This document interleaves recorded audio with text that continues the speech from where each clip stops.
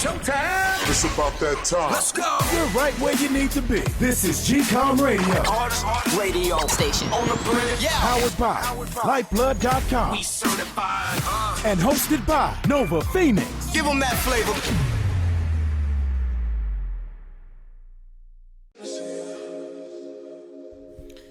Yeah. What up? What is the deal? What is going on? We chill out there, man. How has your week been?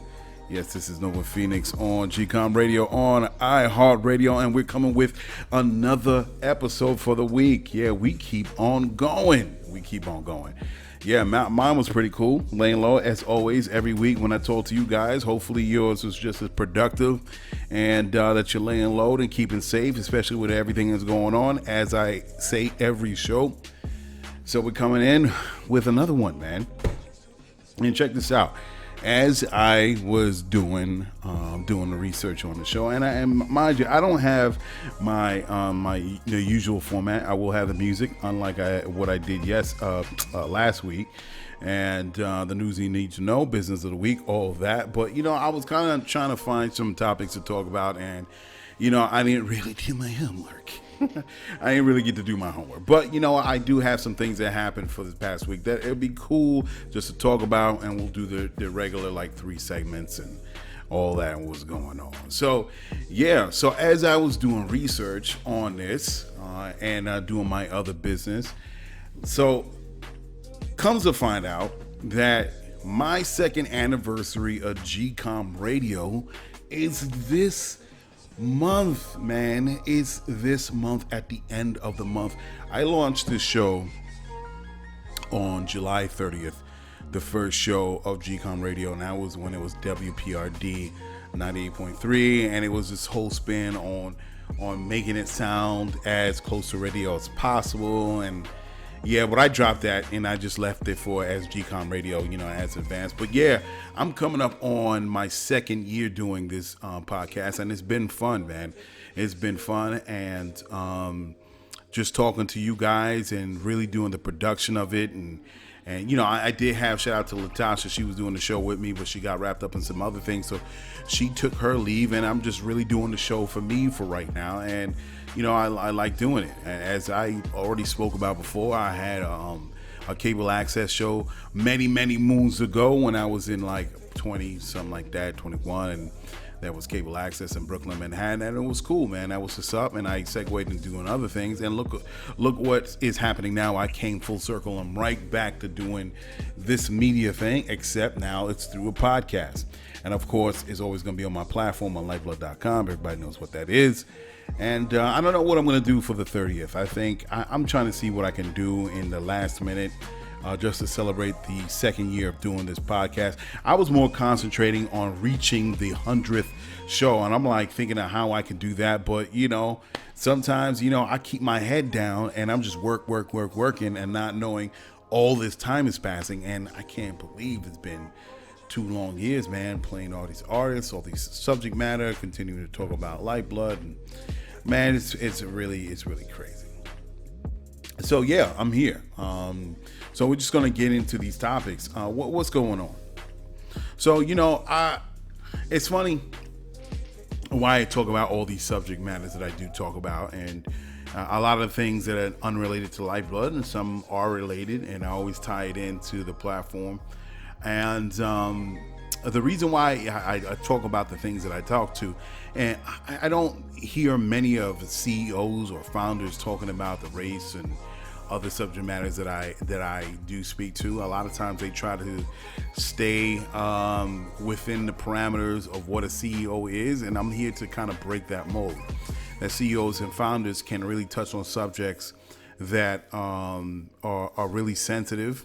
And I haven't touched on every one of them, but doing what I do and being the founder that I am, I think that is important. I'm like the antithesis, or if I'm using that word right, to Mark Zuckerberg. Mark can come off kind of like a flesh and blood computer, and he can only respond when it comes to his bottom line. But I think that we're more than just that. We're people, we're human beings, man. We're flesh and blood, and we suffer, we have pain, we laugh, we have laughter, we have envy, all these things. And I fail to see how CEOs can be just about the numbers and quarterly earnings and all these things. And I'm like, no, sometimes you got to just speak on things, especially now with what we're going through, especially with the protests and BLM and all that. And one of the reasons why I do talk about what I talk about is because I'm just a black man in America, you know what I mean?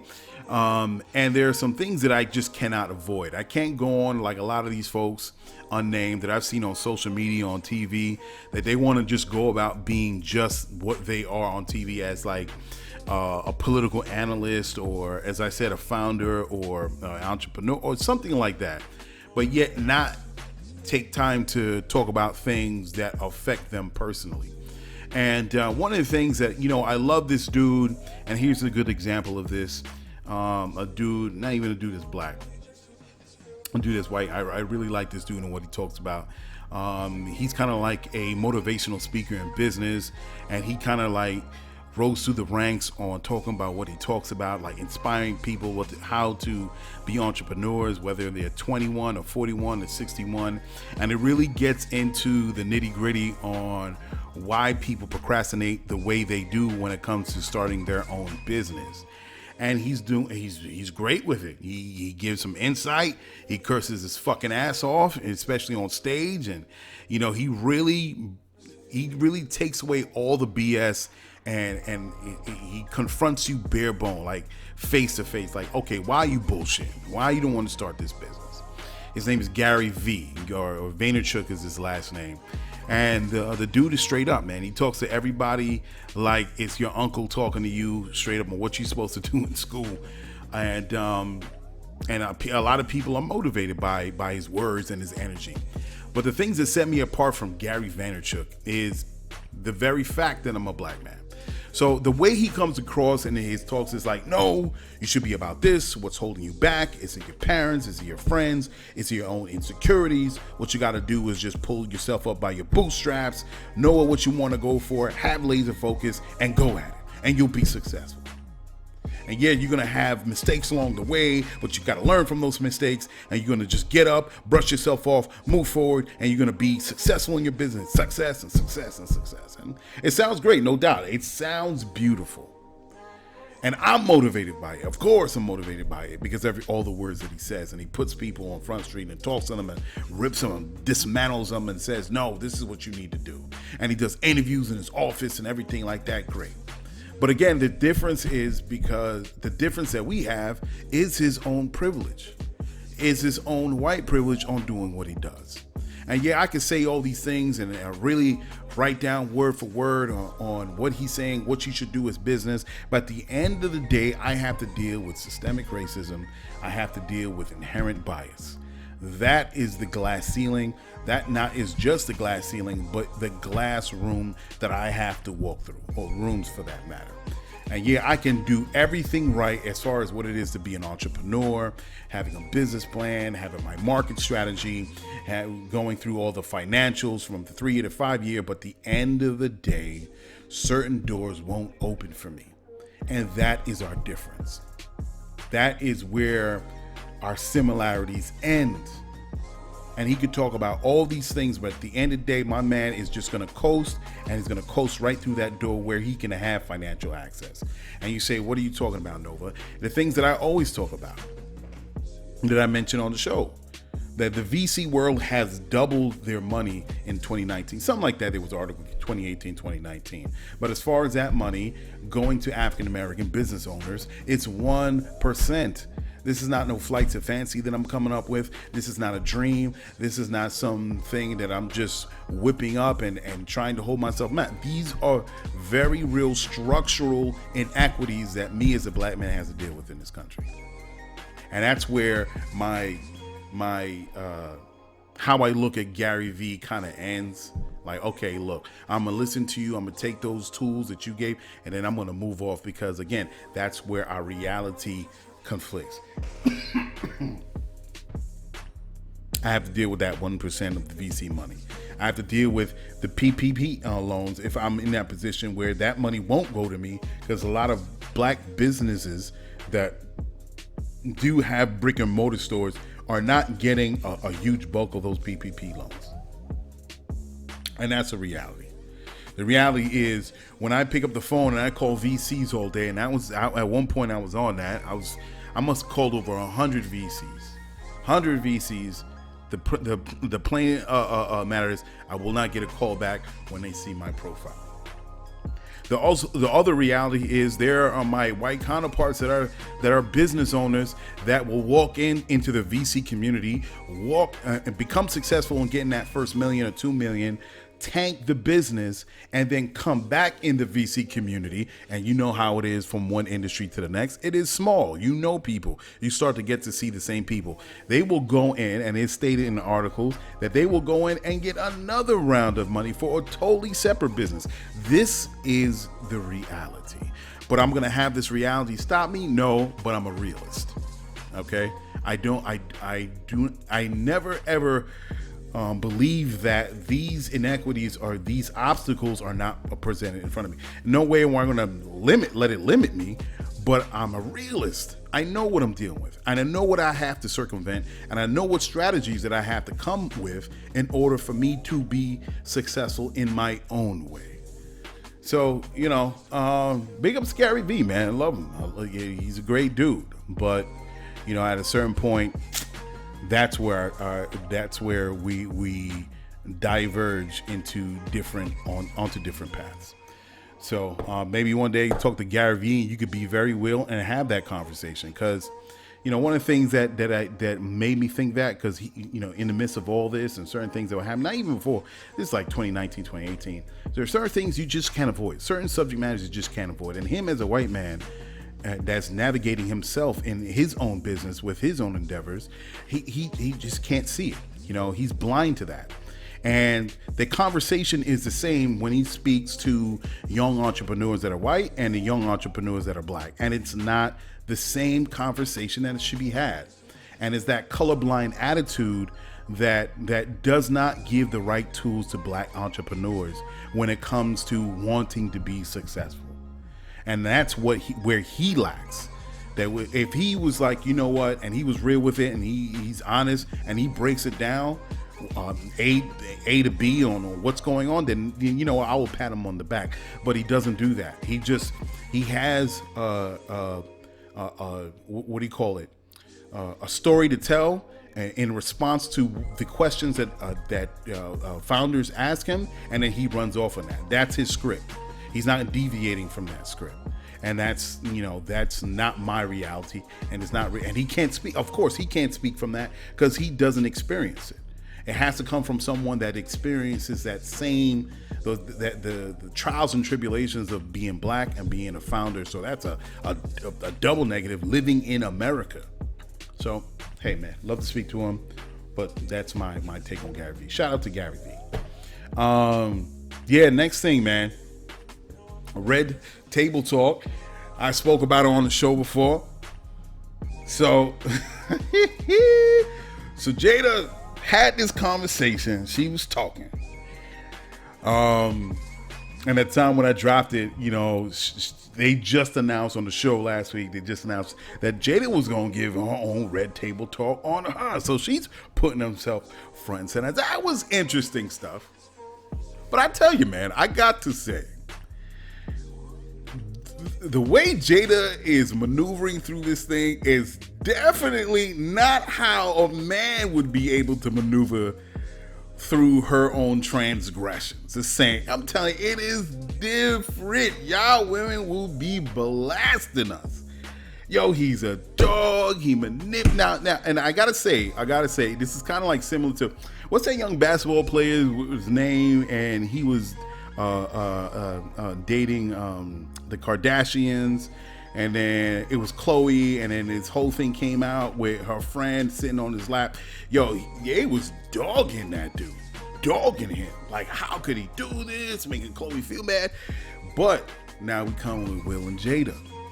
Now Jada did her thing. I don't see nothing on my social media timeline ripping Jada apart. No.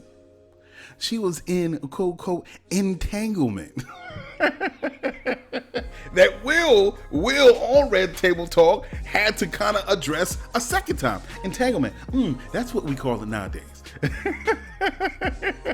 Now to me, I'm like, yo, I saw the it's an uncomfortable conversation to have when you just, you in closed doors, but to have it in a public forum at the Red Table Talk. Now they had to do that because the rumors and people will talk, so they had to get in front of it and kind of control the direction of where this is happening. Because the whole thing with Will green lighting, August Alsina, so they had to get in front of it, and it comes out. So they say how they would like the history to go, that Jada, when they broke apart, the deal. I ain't got to explain. She got entangled. She wanted to help and heal him. What? We could never say that. We could never, ever say, oh, I just want to help and heal this lady. Yo, all these black women will be giving us the side eye like, whatever, motherfucker. What are you talking about? And then I'm going to show you this piece, because I watched the piece. I'm going to play it in a second. So Will, I think, kind of threw a shot there at the end of the joint. Because he said, I'm gonna play it back. So check this one out. You thought I was that I didn't have the girth that it was going to take to ride with you through. Yeah, I didn't know if you would. Boom, you heard that? You heard that? My man said to Jada, you thought I didn't have the girth to ride through with you. Now, it's interesting he said that. What's that supposed to mean? Because the definition of the word girth, I'm like, what? Unless it's in the Webster's dictionary, there's another explanation of the word. So I was like, that was a straight dig. That was a straight dig at Jay. Now let me tell you, a couple years ago, people don't remember. You know how social media goes. People be throwing images, and women be throwing images of their naked selves on the joint, start circulating, whether they do it by accident or on purpose, it circulates. So now people don't remember, because I do. There was an imagery circulating of August Alsina full frontal, and it was like, whoa, the talk, oh my god, my man was genuinely packing paws. So I don't know if this happened when she was talking with August, or after, or before they were talking with August, but definitely Jada probably got wind of that piece of information herself and was like, she needs to do the laying of the hands. Oh, I needs to heal him. And then, they supposedly there was a breakup, and they was living in the crib, and Jada was like, I got to heal. He's got problems. Let me help you, August. And that's why my man Will had that poop. People don't pay attention. They don't remember history. I still have a hold on this history, because I'm like, yeah, Jada, all right. So we know what the deal was. Yeah. So look, at the end of the day, it's their business, and they're gonna deal with it as best as these two are going to. Hey, that's their whatever. It was a cosign. They got an open relationship or not, whatever. At the end of the day, it's their business. They're going to do what they do. So hopefully, I would love for them to work out the issues, and, and that's what just marriage is you're going to go through all types of shit, and it's up to the two people to see what they're going to do. So, to me, even in the sense for Will to go on the show on the Red Table Talk and really have an uncomfortable conversation, shows a lot about his maturity and him wanting to have healing himself. That's how I take it, and we'll see how that go. You know what I mean? All right, so we're gonna go into the song of the show. So we got Damani Truth. I forgot where he was from, but he got his song Blacktastic, and I thought that was a hot joint, and y'all's got to hear that. And afterwards, we're going to listen to Britney Holmes, Women That You Need. And I remember, I told y'all before, I had a whole list of artists that I didn't even get to, and Britney Holmes is one of them. She has a great voice. You guys should check it out, Women That You Need. So as I said before, Damani Truth with Blacktastic, and we're going to follow up right with Britney Holmes with Women That You Need. All right, we'll be right back, folks.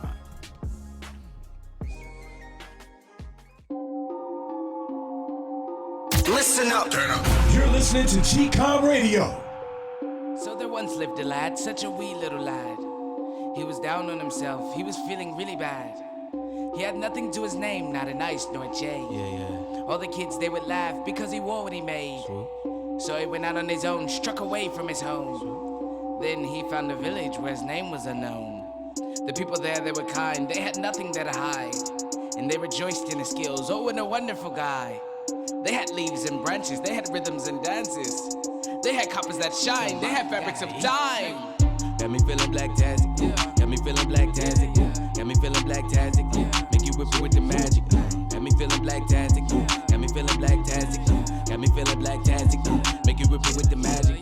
Got me feeling blacktastic, got me feeling blacktastic, got me feeling blacktastic, make you whip it with the magic. Got me feeling blacktastic, got me feeling blacktastic, got me feeling blacktastic, make you whip it with the magic. As I walk in, I'm dripping juice, fresh squeeze to be exact. Oh, you didn't hear the news? We finally loving being black, nigga. And my family got my back, nigga. And we finally fighting back, nigga. And we gotta love this shit, we make it rocket, cause it's fresh, we on the attack. Back to back, we get back to black. And look back to the map, you see black don't crack. We been fresh, research, get back to facts. Look at the sauce, look at the icy, we mastered that.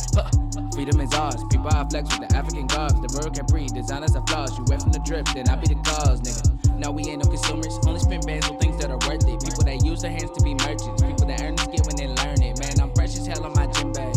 Shinks on for my bimbe. We all dripped up with Blacktastic visions till we power building on Wednesdays. Only healing stones, no blood diamonds. Yeah, we shining nice, but it's love behind it. Looking for the cost, let your love define it. Seeking black love, we would love to find it. We be all peace, waiting for the eagle. We be living life, enjoying every single day and night. We living right, we healing right, we eating right, we feeling black terror.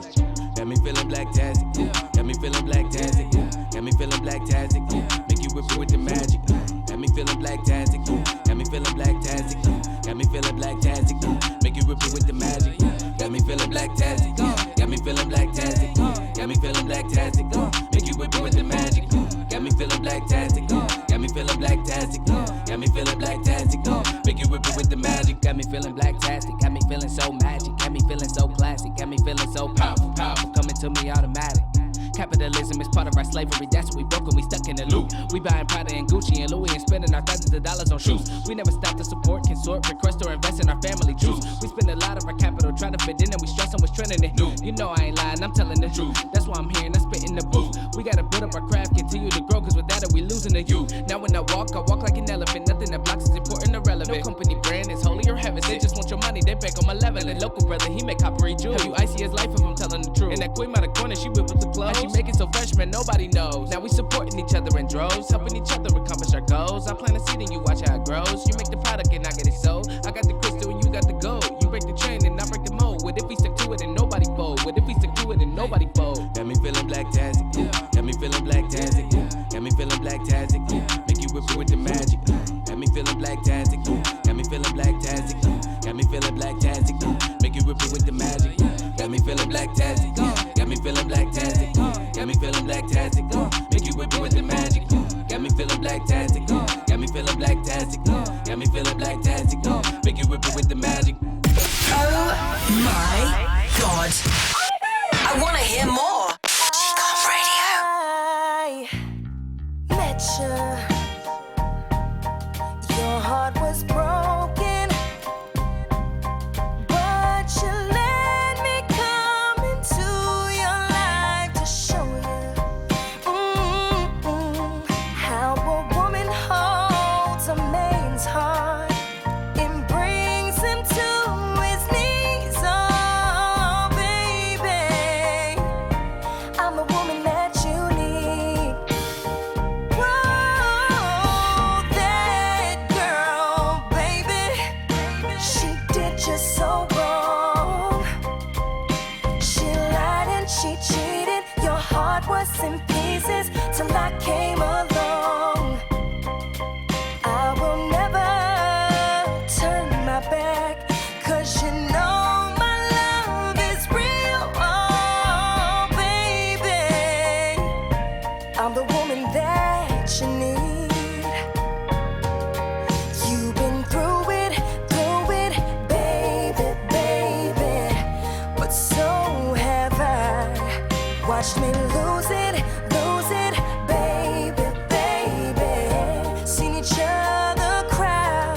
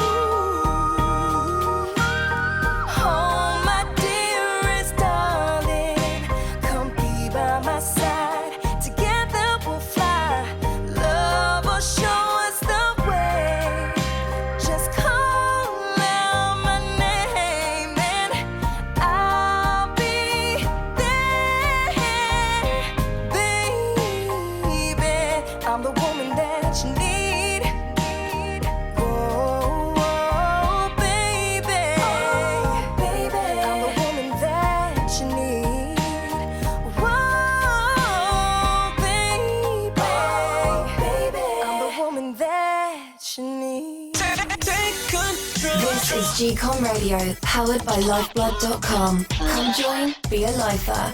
Practice dollar power and build financial independence. Yeah, all right. That was Damani Truth with Blacktastic, and following up right behind my brother is Britney Holmes with Woman That You Need. Yeah, so yeah, I tell you, man, they're talking about she won't feel good. Why does she want to go on an excursion to some island and get a massage or something if she need to feel good, get some kind of therapy? Yeah, I know what therapy massage she was looking for. All right, so we're gonna get into business of the week for you guys, and I think this is a dope one. And I hope you like it. And actually, there's probably going to be a follow-up too if these people get back to me on this watch company. So right now, we're going to get into business of the week. This will be dope. All right. Ladies and gentlemen, for that girl. Bringing you the business of the week and its innovative founders. It's what you've been waiting for. Watches. Do we still wear them? I mean, we have smartphones to tell time. So what's the purpose? The purpose, style, presence, and an accessory to go along with the look of the moment. What watch can do that right now in the summer season? Spring Break watches, a variety of wrist jewelry that comes in bright hues like orange, yellow, and electric blue. Spring Break even has wood pieces for those that want another type for their ensemble.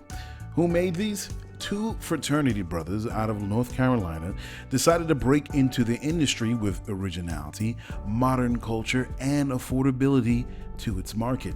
Valuing their education, they named these timepieces in the spirit of their college years, Spring Break. Lyfeblood.com would like to salute Spring Break watches for knowing what time it is on keeping people's wrists visually stunning and coordinated in the summer seasons. Yeah, all right. So what else we got going? What other stories that we have on the list here? All right. So I saw an article that Beyonce is working with the NAACP to offer $10,000 loans to Black businesses suffering from the COVID pandemic. I think that's an honorable thing. That's what's up. I believe it's totally cool with that. I think she, using her name and her platform and her influence, working with a national organization like the NAACP to offer some kind of money to Black businesses, I think that's very cool. And now that being said, I said it before, what people need, a good portion, they said 90%, and you can look it up yourself, and everybody knows, listen to me right now. You can pause this show and go on Google. A great portion of Black businesses did not get the emergency funding that they needed. They did not. And certain people are aware of these articles and aware of what's happening, and they're trying to see how they can fix that issue. It's crazy. It's crazy to me. Fix the issue. Just do it. Offer it. But we're dealing with something that we've always dealt with before. And this is not surprising. And I've always said that the loan thing, I was never big on the loan thing. I don't think we should be doing loans. I think we should be doing grants. We should be handing out money to people. We shouldn't be compounding the financial problems of businesses, especially Black businesses. Because before this whole thing we're starting in the red. We owe money because we borrowed it. Now, just to ask to borrow more money, that's not what we need. People need money. They need to go forward to try to dig themselves out of the hole and be successful. And it's not like we haven't given money before. Everybody knows the Homestead Act of 1882. Everybody knows that. It was about 160 acres of land was given to adults in order to expand the West. Do you know how much 160 acres would cost if this random somebody called you and say, hey, Mr. Jones, you're getting 160 acres of land. What would you like to do on that land? What would you not accept it? Of course you accept it. Oh my God. You know look, when I see some of these homes in Atlanta and I see the property, the acreage that they're attached to these homes, like 3 acres. Yo, that's a lot of land, man. 3 acres, that's a fuck ton of land.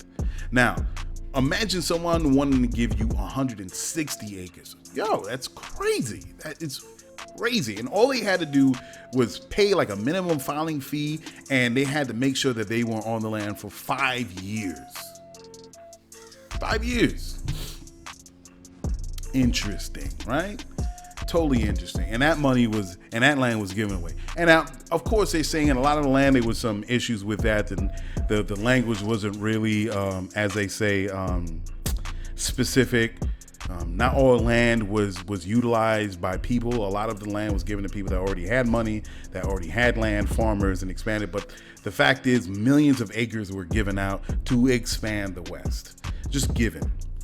So now you may say, yo, Nova, that was back in the 19th century, man. What are you talking about? That's not happening again. Yes, it did happen. It did happen again. It happened during World War II, or right afterwards, with what do you call it? What's that quaint community in Long Island? It's called. I lost my train of thought. What's this? It's Levittown. Levittown, that's right. So Levittown was created in Long Island, and it was offered to World War II veterans in search for homes. And some of these homes were 3,000 square feet, and it was done by Levin & Sons. I forgot the gentleman's name, but the company is called Levin & Sons. You could look it up. And they were in need of homes, and some of these homes were 3,000. Can you believe 3,000 square feet? That's a lot of land. That's and not only that, they were able to give, and these homes were $8,000 a piece at the time. And between 1947 and 1951, just like there were like 10 homes being built every day or something like that. It was just like this major development that was happening.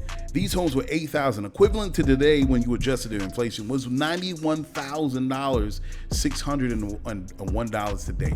$91,601 today of what these homes would cost. And of course, because of the GI Bill, some federal housing subsidies, some of that upfront cost was reduced to around $400 at that time, which would be $4,580 today. Excuse me. Today, you only had to put $5,000 down on a 3,000 square foot house. That's a giveaway. That is a steal if that was done today. Now, you know what these homes cost today? $500,000. So the investments that your grandparents or whatever, great-grandparents, what they got after fighting World War II, they bought this home, they stayed in it. Now, all of a sudden, this home is worth $500,000. This is what we call generational wealth. And also the wealth gap that exists between black families and white families. Now imagine you being a young upstart, 25 years old. You have a home that's worth $500,000.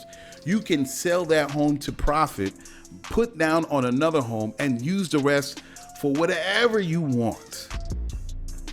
And now, mind you, I didn't even say in the lease, even in the lease when Levin & Sons were creating these homes, it was built into the lease that these homes were not supposed to be sold to colored people, meaning black people. It was only supposed to go to white veterans. Even though there were tons of black veterans that fought in World War II, came home, they were not granted access to these homes. This is how the wealth gap was. This is how the wealth gap was generated. Chasms. So what can you do is equivalent to that today, and then there's plenty of something equivalent to that. As I said with VCs, some of these new upstart businesses or entrepreneurs are given $1 million. They got $1 million, failed at it, walked back into the VC community and got another $1 million. That's unheard of. I'm trying to still get my first $1 million. I'm trying to get it $500,000. But this is what I'm talking about. This is what I am talking about. So if you could say that is some way kind of like the history of coming down from the Homestead Act to the homes that were built that created the Levittown community to what we see now with the VC world. This is what you need. Now, for black businesses, I say they need money. Don't tell me no $10,000 loan that's a pittance. All that's going to pay for is to keep your lights on, pay your rent, and pay for that one employee that you got in your mom and pop store. People need money. They need grants. They need grant money. And they don't need 10,000. They need 100,000. They need 150,000. They need $500,000. Yes, I said it. Because what it takes to start a business today, a regular mom and pop, it doesn't take $10,000. It takes damn near 150. It takes money. People need money, especially these times. There should be a special grant made for African American people, or whatever. I'm speaking in this sense, African American folk. And you need to infuse that fund with cash to be disseminated to the black business world. Now, you can't say the money doesn't exist. It does exist. Now, if you could give trillions of dollars to the market to keep them propped up because of the slowdown of our economic engine, you could do the same thing with black business. This is not hard. Okay? You need to infuse businesses with base $150,000. So they can get infused, they can get that jump start, they can get that kick to get in their business off and running the proper way. Not with peanuts, okay? This country could do it. Since the inception of this country through Western expansion. What's that phrase that they say? A manifest destiny. If you give hundreds of acres of land, you can have the Homestead Act. You can have all the VC world getting doubling the money that's being released out to entrepreneurs, to founders in every industry in the VC community. That money could be set aside. If $500 million, I think it was Google that said it, or it was PayPal. One of them said they were going to give like hundreds of millions of dollars to this one fund to help black entrepreneurs. That's great. $500 million. That's what's up. You could fund a whole lot of 13%, and the 13% is the population. Whatever the percentage is of black founders, you can well awash black founders with money, with $500 million. You could take $100 million in grants, and you could give the amount of black businesses $1 million a piece. Literally, that could be done. I'm telling you, this is not a dream. This can be done. That's what needs to be done. So shout out to Beyonce. That's what's up. I like what she's talking about, but yeah, that's crazy. That's just peanuts, man. I don't know if I should talk about. So I'm gonna talk about one more subject. I just ran off with this thing with Beyonce. Shootings in series. I was out and about earlier last week, and I was getting some food like around 11, 12 o'clock, and they had a TV playing overhead, and they were talking about their various shootings that's going off around in America, and it's terrible, and X amount of people got shot, and cities, the police responded or whatever.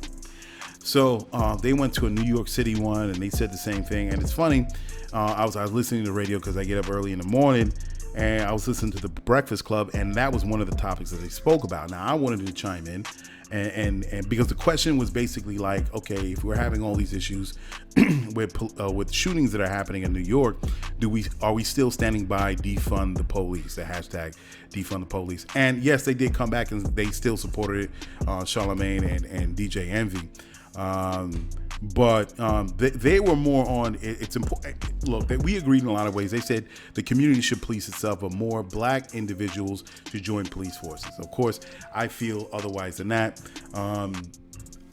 I think there are structural problems that you can't step outside from, whether you're black or white. There's some things that there are instruments, mechanisms that are put in place that's only going to perpetuate the same problems that we've been dealing with, that what we've been talking about, the whole thing that with the protests are happening. And I still believe that it should be community-led policing, but more it should be something that there should be privatized and should be contracted. You should get contracts from the city. Not you got to dismantle the whole thing. You got to tear about the whole thing and build it back up, because there are certain things that are put in place. Even the unionization of the police departments, that's a big problem, because there are things that are built in there to ensure that we're dealing with the same problem of police brutality. Now, I got through, y'all. I'm surprised I got through on the radio. But I was putting on hold, and I was hearing the whole conversation happening. I was waiting for that call to switch over to me, because I was going to really lay it down. But I'm laying it down now on my podcast right here. Yeah, I don't agree with black people joining the police departments. Start your own community-led public safety department, and also utilize some of that money, the $1 billion that's cut from the NYPD, that's going to other social programs, is going to change the conditions of the community, because it's not just arresting people. You got to give people opportunity for jobs, for being founders, entrepreneurs, starting their own businesses, mental health clinics, all these things. It's a holistic answer. It's just not arresting people. So I stand by that, where we got to be community led, man. People have to be brave, and we have to walk down the path that we've never done before. This is uncharted territory. We're going to do something new that's important for the communities, not just in New York City, but in LA and in Florida and in Chicago and in Georgia and especially Atlanta. We have to do something different, because one of the other key things they did mention was the fact that the police that make up the police department, the individuals that makes up the police department, do not live in the cities that they patrol. They live outside. And there's interesting video that's I caught on social media, that there was an interesting twist. I forgot where this brother was coming from, but he gave a twist to how monies can be siphoned out from the community to fund other communities. Of course, our taxes pay for the police officers to patrol our neighborhoods. Where do these police officers go to? They go, say, for instance, for New York, they go to Long Island and to New Jersey, wherever they live outside the communities they patrol. How much of the taxes are they paying within their communities? As far as property tax, $12,000 to $15,000 a year that they have to pay for property tax. Where does that property tax go to? It goes to funding the schools, their own local schools, and they have everything from computers and proper classroom proportions from student to teacher, and all, and the parking, the parks, and everything. All this. So we're literally not just asking to defund the police and to give it to other social programs, but we're also asking to reinfuse our communities with the money that's coming from our tax dollars to do the same thing that's happening to these police officers that are living in the quote unquote suburbs. So we're actually paying the police to kick our ass. You know what I mean? We can no longer do that. We have to start switching and implementing a new strategy where it's just not dealing with police brutality and dealing with the commonalities that police officers, black ones, people that come from the community, that sees that those commonalities with the people that they're patrolling, but also the money that's being generated can flow back into the neighborhoods that they live in, and then we can have those same benefits that these suburbs are getting. So that was an interesting twist that I didn't even see that when I was getting into the whole conversation as far as defunding the police. That's an interesting twist, and that is something that needs to be dealt with right away. So I wish I could say that. I'll call a couple more times on Breakfast Club or whatever to get on that on, because man, that's an interesting look about the whole conversation about defunding the police. Where is this money going? Where it should be going, and how that it kind of financially depresses the neighborhoods themselves when we don't have people living here patrolling the people that patrol our neighborhoods that live here as well. Yeah, man. So that was some interesting stuff. So all right, so we're gonna get out of here. And get out of this second segment. I didn't think I was going to roll too much with these conversations. But yeah, shout out to one last thing. Shout out to Charlemagne and to DJ Anthony, keeping that conversation going, keeping that subject matter being talked about in the tri-state, because we need to stay on the message, on the narrative, on where we go from here. So all right, so the next few artists that we're going to get going here. Who do we got? Okay, we got a bonus track from Luna Gray. Her song was produced by Kofresi, this dude that does a lot of EDM and other types of music. And I thought it was a dope song to replay again on the show that was played before. And right behind Luna Gray, shout out to Luna Gray too, Remi, Quarantine and Bill. I thought that was a hot song. I was supposed to play another one, but I heard Quarantine and Bill and I was like, that's got to get on there too. So listen to Luna Gray, and produced by Kofresi, and then running up with Remi with Quarantine and Bill. All right. On the #1 podcast platform in the world, GCOM Radio on iHeartRadio. I wasn't given the plan, cause I am living the plan. Message of focus, I'm risen again. Steady, I'm ready, I'm saving myself. When a soldier in the field, Experience helps, breaking down levees, still moving in stealth. Take one for the team, do it for Commonwealth. Count on time, cause it always tells. I know I must keep my sunshine. I'm thankful for my stars, thankful for my stars. I'm thankful for my stars, thankful for my stars. Fashion crazy, can you take me? I got lazy, I've been changing. I need movement, why complacent? I am very good.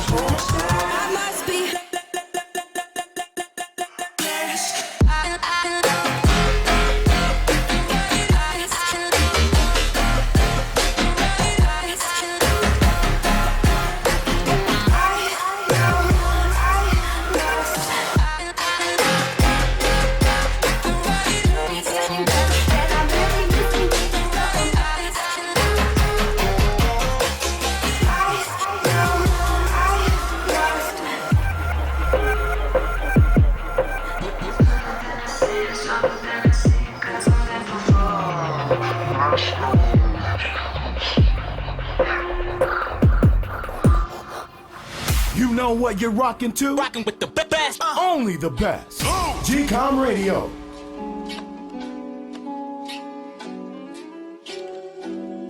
Shawty look back while she throwing the back and I'm holding it up.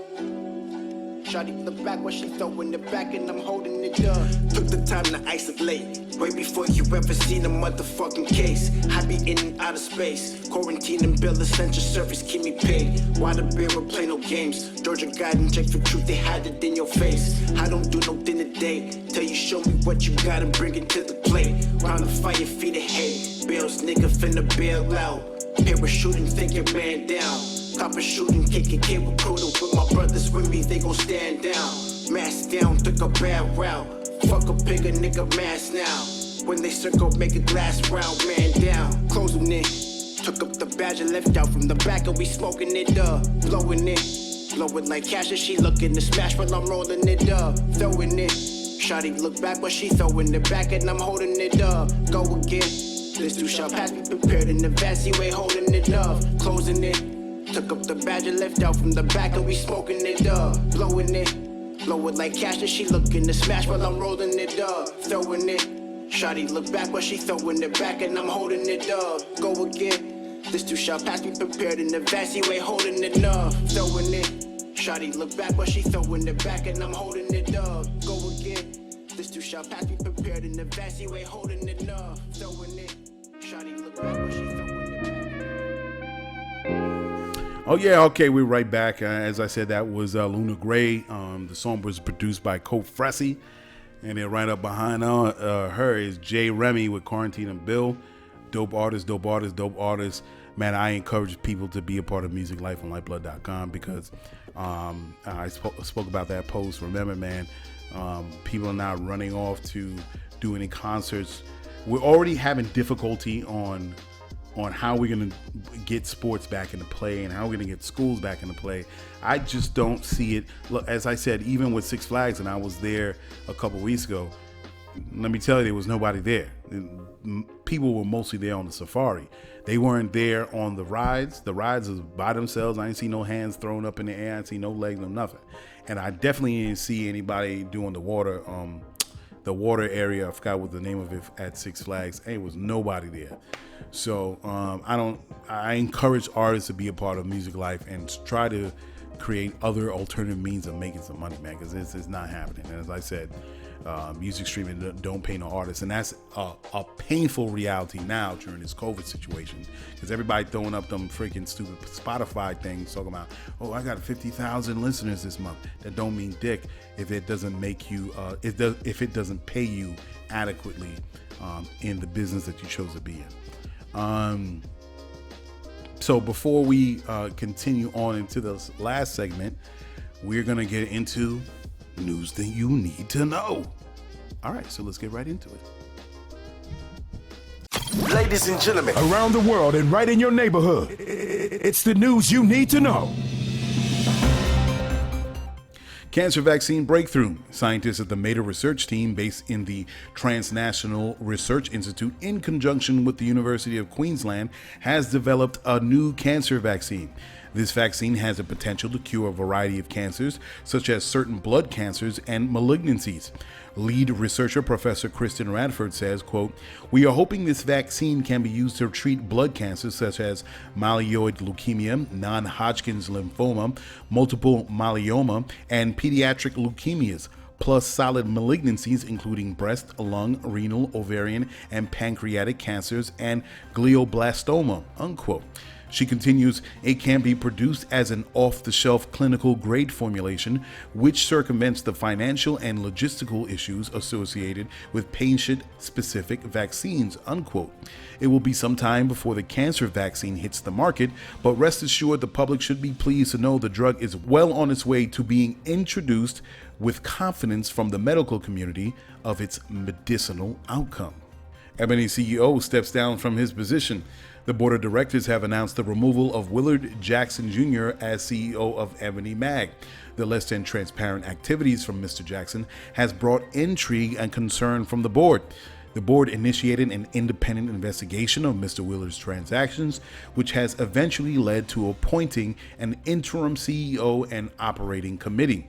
The newly elected chairman of Ebony's board of directors states, quote, "The lack of transparency led to us wanting to drill down on not only the transactions, but on a bunch of other things. As we did that, we became increasingly uncomfortable, and we decided as a board that it was a time for Mr. Jackson to be removed as the CEO," unquote. Jackson is partner of CVG Group, which purchased Ebony in 2016. The acquisition financed by Parkview Capital Credit.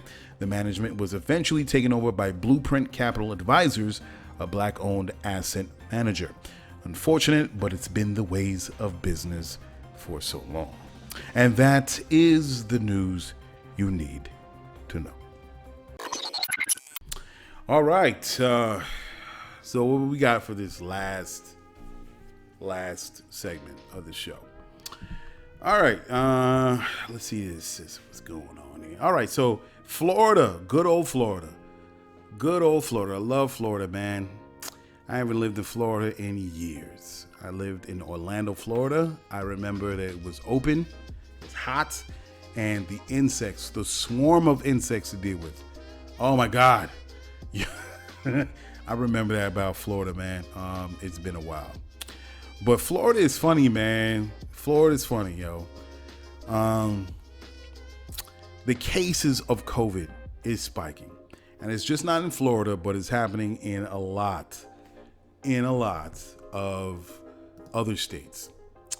But in particular, Florida, the cases are spiking. But, you know, the governor, the good old governor, what's that dude's name?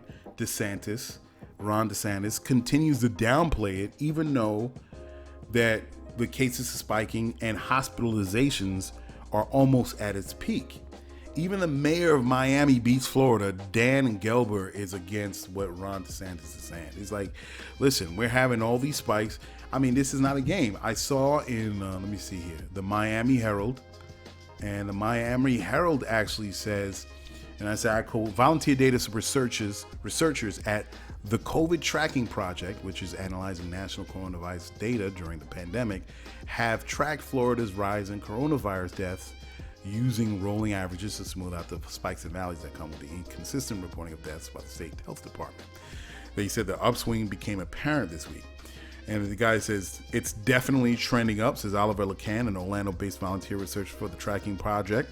Each day, Lacan calculates the daily average of newly reported deaths for the previous 7 days to analyze the trend line. And then they have various graphs here that shows you the uptick in cases. Now, I don't understand what's going on. This dude, I tell you, he's Trump's butt boy. He's lackey, man, Governor DeSantis. Because, I mean, let me ask you a question. If you know the cases are going up, right? The amount of COVID cases, and it's leading to more hospitalizations. And with those hospitalizations, you're not going to save everybody. It's going to lead to deaths. Now, if your talking point is saying, no, nothing going on around here, we're going to push forward, is nothing. If you're saying that, isn't that murder? Wouldn't you charge that person with murder if they're being so flippant about the cases that are happening in the state that they govern? I think so. I think that's murder, because I can't. Now, you know, I know it's not. I understand the touchy subject of you got to have an economy. People just can't stay home. You got to do something. Now, let me tell you, this is a capitalist system. How it works is you go to work, you make money so you can pay for food, clothing, and shelter. We understand that, but nature is saying otherwise. So how do you deal with it? Man, it's crazy. So I kind of, I get the motivation of why Governor DeSantis wants to push people to go back to work, because that's how the system works. But then you're also sending people to their deaths. And it's Russian roulette. You may be asymptomatic, you may get a little sick, but there are those that have to be intubated, and they have to. You have to keep them alive so they can get past the more serious symptoms of COVID. Now, if you could deal with that, then that's fine. Then it's no different from you going into the hospital with no face mask and saying, all right, let me talk to the people, and you put yourself at risk. If you're not willing to do that, then how can you say everything is okay and force people to go back to work and play Russian roulette with their lives? Because I don't want to be exposed to it. I know I don't want to be exposed to it, but I think there's a way of going about shaping those talking points to say, yeah, we understand that we have to go back to work, but this is what we can do in order to keep people safe as best as you can. You have to at least try. But when you go on camera and say, oh, yeah, everything's cool. Yeah, everything's fine. Yeah, no problem. We're going to go forward. And all your mayors that are under you saying, no, it's too soon. We got to do. That's murder, man. I think that's murder. That's murder one. Florida crazy. And to follow that up with a universal basic income, because it's something that we have to consider. And it's another article came out spearheaded by Twitter CEO. What's the Twitter CEO's name? Let me see I forgot the guy's name. Twitter, and they actually thinking about getting rid of this guy. Something is happening along in the ranks. Jack Dorsey, where the board wants to see about replacing him. I don't know what's happening in Twitter. Their stock's about, I think, $36 a share, and it's a little shaky, and they're looking about replacing Jack Dorsey. But Jack Dorsey donated $3 million to a UBI program, and a program thinking the is part of the Mayors for a Guaranteed Income. That coalition that's backing this UBI program, about 16 mayors who support unconditional monthly cash payments. It's something that we consider.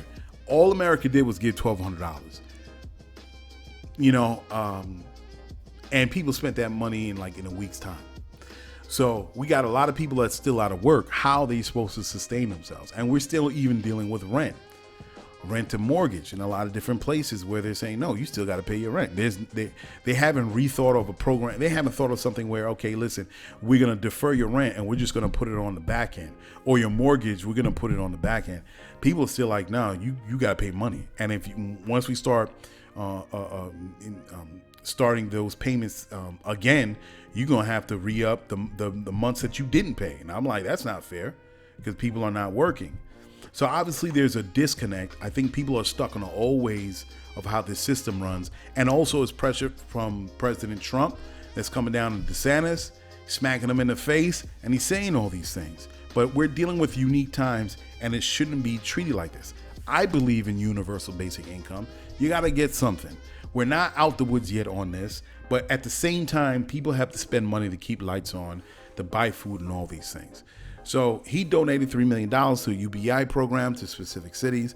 I'll be interested to see how it goes, on what white papers come out of it, to see the progress or how this is happening. Because they're afraid, these people are afraid that if people get UBI, then they won't work. Well, yeah, that's a possibility. If you think about it, people won't work. But if you think about what's happening in this country, we're entering a new age. We went through the industrial revolution. Now we're going into the digital revolution. And there's a lot of things as far as AI and automation and all these things that are displacing people in every industry. So you don't have to eliminate all the jobs. You're just going to have to eliminate enough where people are going to be starving and trying to figure out where they're going to get food in the next day or the next month. So universal basic income conversation has to happen now. And this little pilot program that's happening, I'll be interested to see how this thing works. We'll see about that. So, the next subject, this guy, the bird watcher, Christian Cooper. This fool, oh man.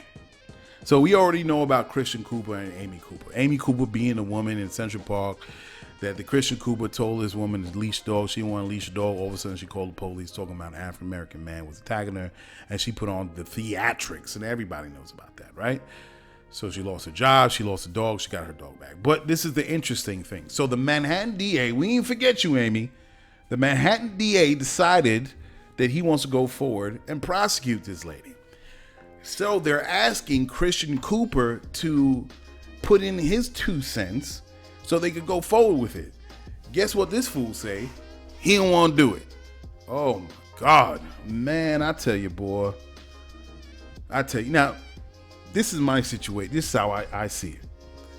Now, she knew as a white woman what was going to happen. She was totally aware of what it meant to call the police on an African-American man, because she even said it.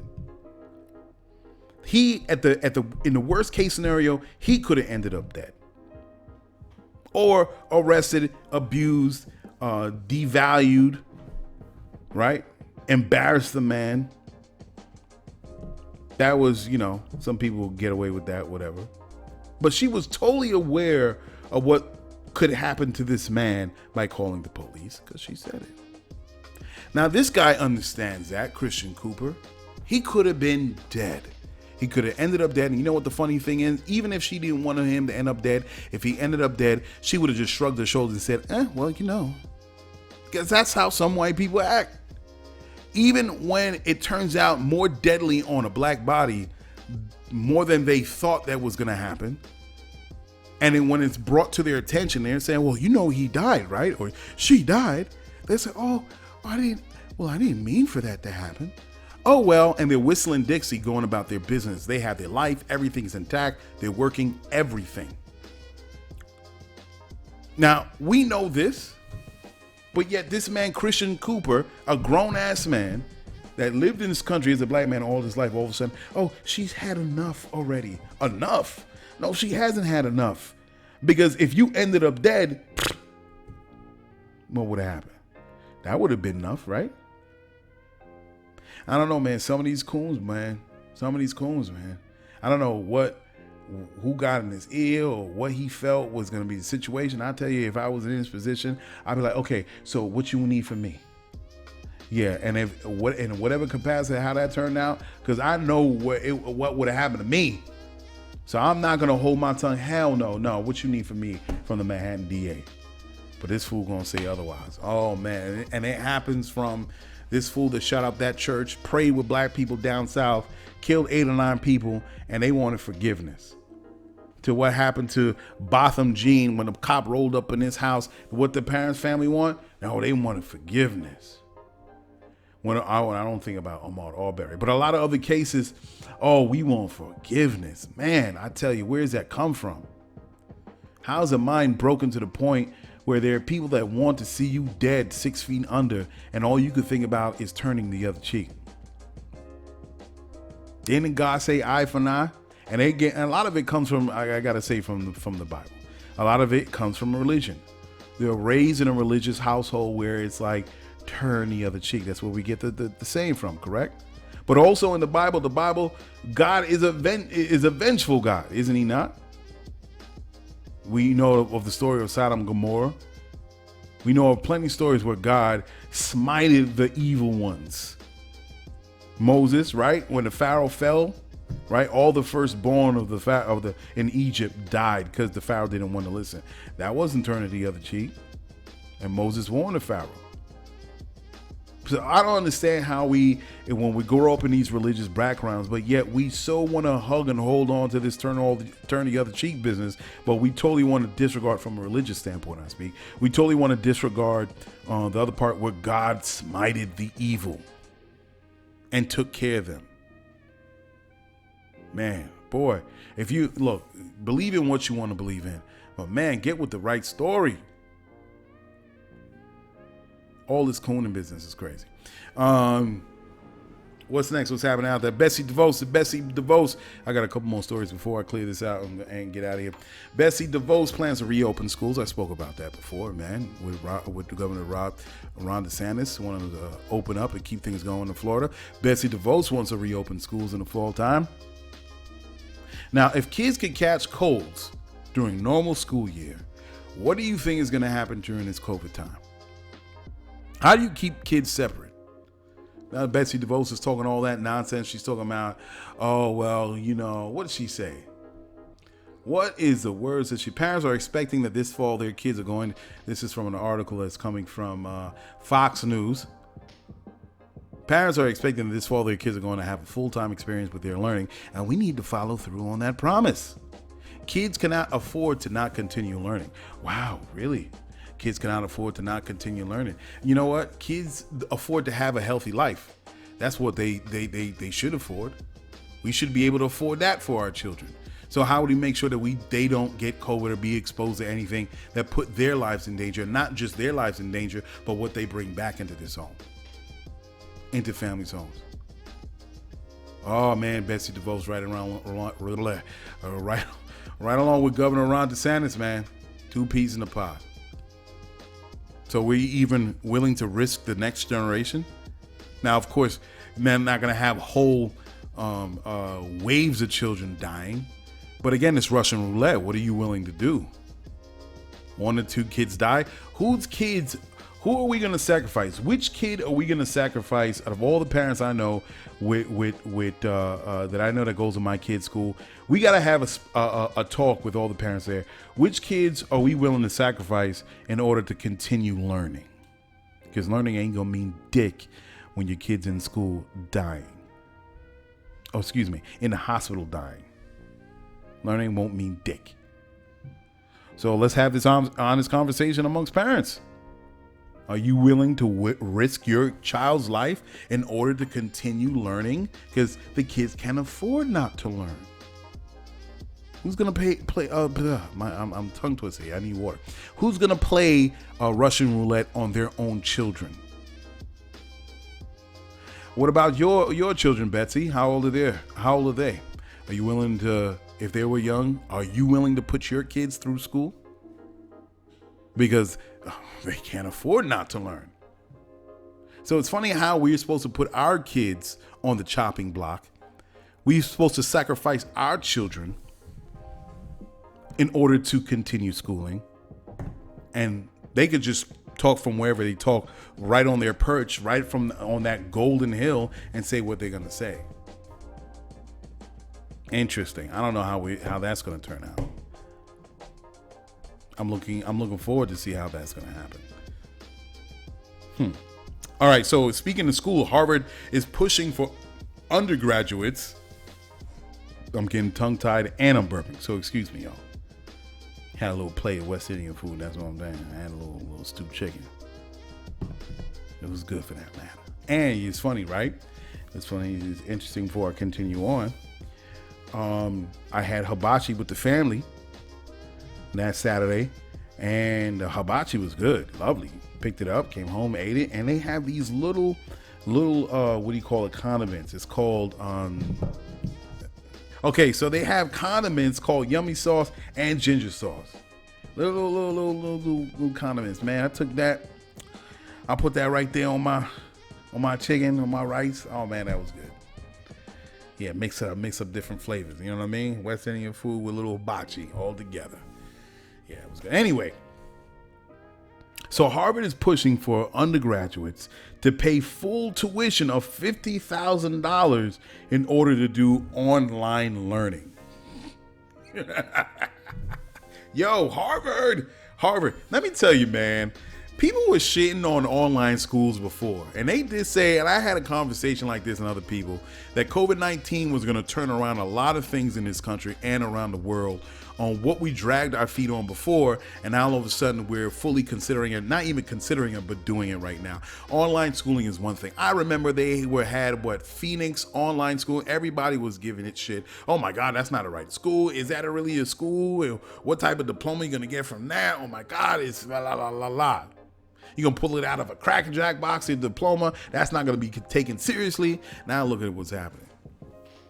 Harvard, a prestigious school, is saying that the students could go online, virtual online, but yet they still have to pay full tuition of $50,000.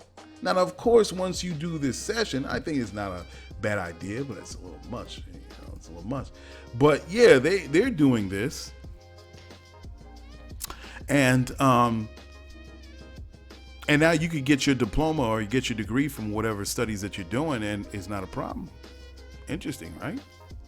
Now we got online school from a prestigious educational institution. They're saying, no, online learning, $50,000. Now every school is going to do it. Now, from a business standpoint, you know what Harvard's thinking. Man, how much is a class in a specific class? How many students come into that class? 50, 30, whatever it is in that particular class. Now they're opening it to everybody. And you don't even have to be from the United States. I don't know what the language is, probably, but think about it. Now you could be from Taiwan taking a Harvard class online. So now instead of dealing with 30 to 50 students, guess how many students you're dealing with? As much as the internet can hold, 1,000. Imagine 1,000 students paying $50,000 a year on this particular class. Amazing.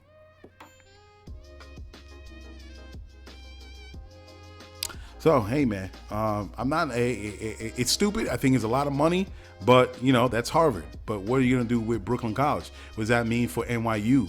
What does that mean for any community college or university?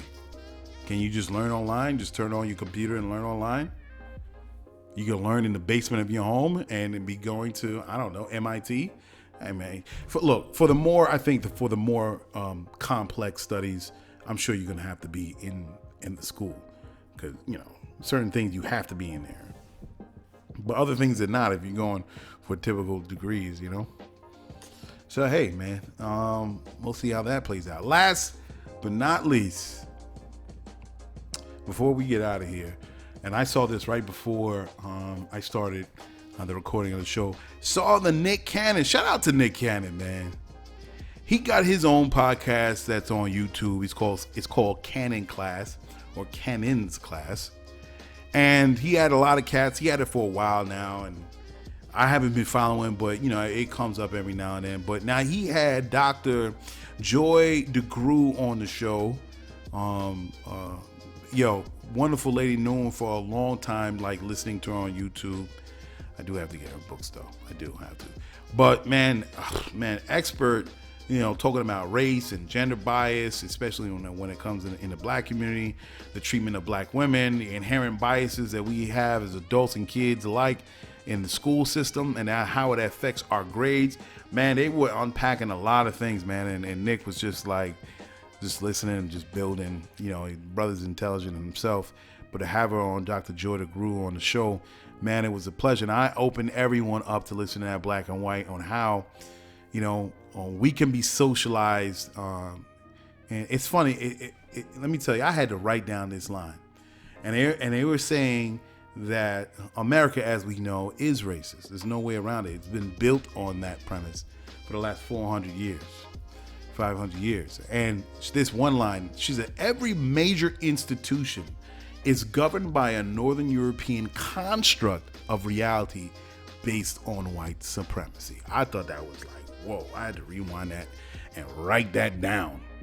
Every institution, medical industry, when it comes to VCs, when it comes to learning, to jobs, to taxes, to getting loans, to getting grants, to especially what's happening with this COVID, because we are not properly dealing with systemic racism, even if you feel that you're a quote unquote good person, you can be subjected to those very things that it's creating this white supremacist system. And it's just not white people learning this, but it's black people learning this. And that's how she goes into the schooling and how we can have or learn or be socialized in certain biases that we treat black kids differently from white kids. And there's more of a heavy hand that comes down on black kids as opposed to white kids. Or how grades turn out based on that understanding. So it was heavy, man. It was a heavy conversation, man. I thought that was dope. I encourage everybody to listen to that. Shout out to Link again for having Dr. Joy on the show, man. I wish I could have him on the show. I gotta give a class on that. And that was dope. And and a lot of white people gotta realize that there are inherent issues that are happening. That even though you think you're cool and everything's all right, you do have biases. And it ties back in everything. It's like the Matrix. It's in everything. If you don't face it head on, you are. And let me tell you, it's funny. Like especially in this protest, they say, shoot. Even now, white people are taking their turn and seeing what's happening when they saw George Floyd going through what he did, and all the other cases surrounding George Floyd. And as they say, the best friend of black people in this country is smartphones. Everybody's recording it, and they can't forget social media because that's the medium that we're using to get this information out there. And you have a lot of people sitting at home not working, watching what's going on. It was like you got a white man opening the door for me 2 miles away. And white folks is like, damn, man, this is real? This is what's going on? I don't want to be that. So it's about getting on the right side of history here, man.